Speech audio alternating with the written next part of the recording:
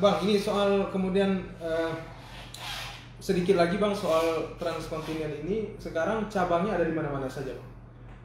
Kita mulai dari timur, Halmahera, Ternate, kemudian Bitung. Bitung itu Bitung yang di Sulawesi Utara, bukan Bitung Jakarta. Bitung, kemudian Manado, kita ke Pulau Kalimantan. Kalimantan kita ada Muara Teweh, Puhuk, itu udah masuk Kalimantan Tengah. Kemudian Banjarmasin, kita ada di Balikpapan. Balikpapan kita punya kawasan sendiri. Kemudian kita ke Pulau Jawa, ada di Banyuwangi, ada di Gresik, ada di Surabaya. Ke sini lagi ke ujung Jakarta. Jakarta, ada di Jakarta, kita anggap Jakarta dengan Tanjung Priok satu lah, ya. Satu lagi di Tangerang, ya. Kemudian kita ke wilayah Sumatera, di Kepri, ada di Batam, karena saya mulai bisnis di Batam. Ya. Kita lompat ke Sumatera, ada di Palembang, kemudian ada di Sibolga, masuk ke sekarang ke Banda Aceh dan Losmawe. Losmawe udah saya bangun mungkin sekitar 6 tahun yang lalu, tapi bisnis kita belum begitu bagus, tapi kita udah eksis. Di kawasan ekonomi khususnya Bang? Bukan, di Semawenya. Dulu kita berpikir bahwa ada beberapa klien di kawasan ekonomi khusus, tapi mereka juga terhambat operasionalnya, otomatis kita juga belum dapat ini, karena kita kan bisnis pelayanan, bisnis intermediate ya. Iya, jadi yang terakhir ini Banda Aceh. Satu lagi Pontianak, kita ada di Pontianak. Ini saya baru pulang dari Pontianak minggu yang lalu. Kita mulai kerjakan untuk Pontianak yang proyek mobilisasi untuk pertambangan. Saya baru kira-kira 2 minggu ke Nias. Insya Allah kita akan ada kerjasama juga untuk di Nias. Kita lagi prospek dengan Perindu, dengan Pelayaran. Kita akan coba untuk membuka akses Jakarta ke Padang, Jakarta, Palembang, Padang, Sibolga, ke belakang ke Nias, mungkin putar ke sini. Nah ini maka saya bilang bahwa logistik itu kan merupakan suatu proses mata rantai yang panjang, ya, dan seperti sandang pangan ya, ya, dan kita nggak bisa sendiri, nggak bisa. Ini harus memang terintegrasi. Jadi lebih kurang ada 19 cabang. 19 cabang itu sudah termasuk ke Banda Aceh Losmawe Bang? Ya, untuk di overseas yang kita sendiri itu ada 2. Satu saya bangun di Filipina, di Subic. Itu karena kita ada kantor di Bitung. Bitung Manado itu sangat dekat ke Davao. Dulu pesawatnya ada terbang masih burak itu dari Bitung ke Davao. Davao itu udah masuk ke Filipina ya. Dan saya sudah sering untuk lewat jalur laut itu ke Pulau Sangir ke laut. Jadi pulau-pulau kecil itu udah saya jalanin ya. Kalau di luar negeri berarti Bang pusat kita? Luar negeri satu lagi kantor yang sangat eksis yang beroperasi untuk konsol impor itu di Perth. Ya. Perth kita punya kantor sendiri dan kita punya fasilitas di sana. Dengar-dengar Abang juga domisili di sana Bang, sering bolak-balik? Ya, saya di sana 2 tahun, keluarga 2 tahun di sana, anak-anak sekolah di sana. Covid ini kita kembali ke Indonesia, tapi kantor tetap aktif karena kantor itu ada partner lokal saya orang Australia. Jadi partner lokal kita orang Australia. Kemudian untuk hub logistik base-nya juga kita kerjasama dengan mitra perusahaan lain yang ada di Australia. Keren nih, juga bisa membuka lapangan kerja di Australia berarti Bang. Saya pikir kalau kita 3 hal tadi sudah ada, insya Allah mau kerja di mana aja nggak ada persoalan. Ya mungkin yang pertama kan kalau ekspornya ada, Abang kalau ini Al-Quran ini, Abang datang ke Kazakhstan ngajinya Al-Quran di sana sama aja. Sama aja gitu loh. Nah sama juga kalau misalnya perusahaan multimoda ada di Australia, ada di Irlandia, ada di Banda Aceh, mekanisme umumnya sama. Bahasanya sama. Saya pikir nggak ada problem. Itu satu. Yang kedua, kita ini bisa dipercaya orang nggak? Ya kan? Kalau kita bisa dipercaya orang, kita bisa kerja. Kemudian kita punya teman nggak? Nah, ini kan bahasa ininya. Nah, nggak ada persoalan kita mau kerja di Australia.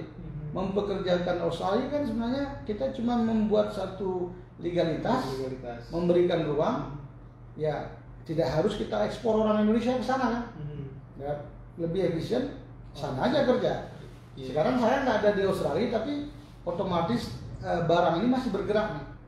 Ya, tiap hari dari Jakarta dikontrol. Klien kita nih ada di Indonesia nih. Indonesia klien kita, dia order di Australia, ada 10 supplier yang berbeda. Saya tinggal kirim PO, abang mitra saya di Australia, kita udah kontrak rate-nya A ke B sekian, B ke C sekian, air freight sekian, domestik sea freight sekian, internasional sekian. Nah, kalau ini terjadi, saya dapat dari klien saya untuk dari tadi, saya kirim WO ke bang, ini tolong ambil, taruh di tempatnya, ambilkan kontainer 1 unit, staffing, kondisinya dimuat. Saya kan tinggal tidur di sini kan, barangnya udah sampai ke Tanjung Priok. Yang bayar siapa? Bukan saya kan? Iya, betul. Yang bayar abang yang bayar. Nanti setelah bayar, oh Pak Is, saya sudah konsol nih 20 kubik. Ini tagihnya $5.000. Saya kan dengan kontrak ini saya tagih ke klien saya. Ya, saya tagih 30 hari, abang tagih saya 30 hari. Saya dibayar, saya bayar ulang. Betul. Nah, ini apa? Trustnya tadi kan? Trust, betul. Ya, expertnya tadi kan? Network. Kalau itu sudah bekerja, Anda tidur duitnya masuk ke kantong. Iya. Gitu. Itu motivasinya. Saudara yang kita dapat 3 hal ya: knowledge, trust, dan networking, bang ya. Ya. Itu penting sekali kita. Ya. Baik bang, kita sudah ngomongin panjang lebar tentang background Bang Ismail, bagaimana membangun usaha ini sampai sekarang. Sekarang kita mungkin baru masuk ke tema nih bang, peluang dan tantangan investasi di Aceh. Abang sendiri melihat Aceh sekarang seperti apa pak untuk investasi? Saya lahir dan besar di Aceh.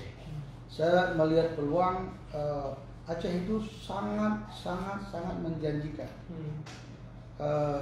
Artinya dari sisi ekonomi kita bisa melihat sumber energinya banyak ya, yang belum dimanfaatkan secara maksimal. Malah belum tersentuh kalau saya bilang. Saya baru pulang 2 minggu lalu, saya pulang dari Pulau Ende. Di Ende itu ada satu namanya SGI Sokoria. Jadi panas bumi itu digali untuk dijadikan listrik. Investornya masuk. Artinya apa? Orang itu akan bekerja di situ. Kita juga punya geothermal yang sekarang di Sabang, ya. Saya sekarang dalam perjalanan ini kami kerja untuk proyek PLTA kalau nggak salah di Renun. Nah, ini kita kerja untuk mobilisasi karena spesialis kita itu mobilisasi. Untuk logistik ya, bukan skillnya di itu bukan soal menggali tadi. Iya.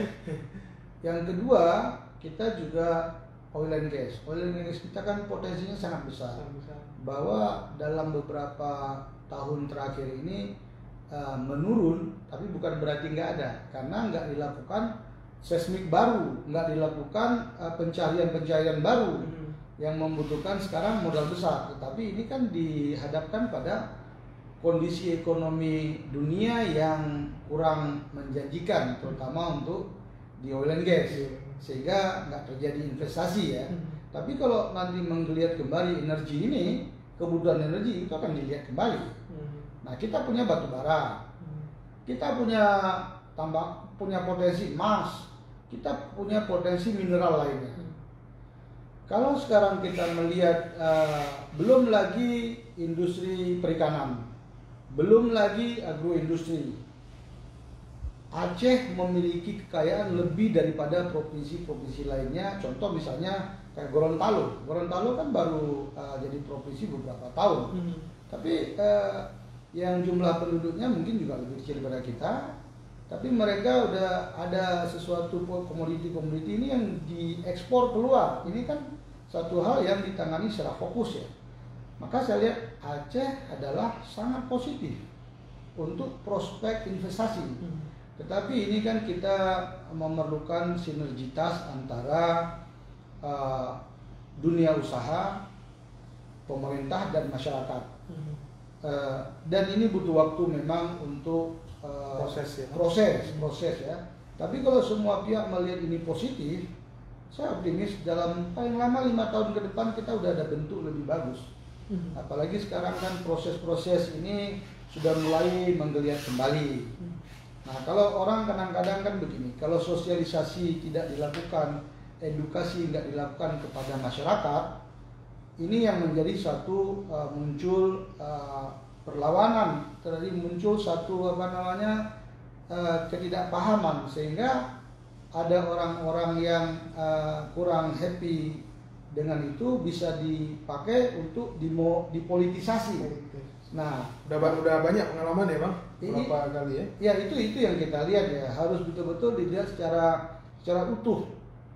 Semua elemen yang ada di Aceh ini harus duduk bareng untuk merekatkan itu, mengedukasi masyarakat, melatih orang-orang yang bisa memfasilitasi untuk sosialisasi ini.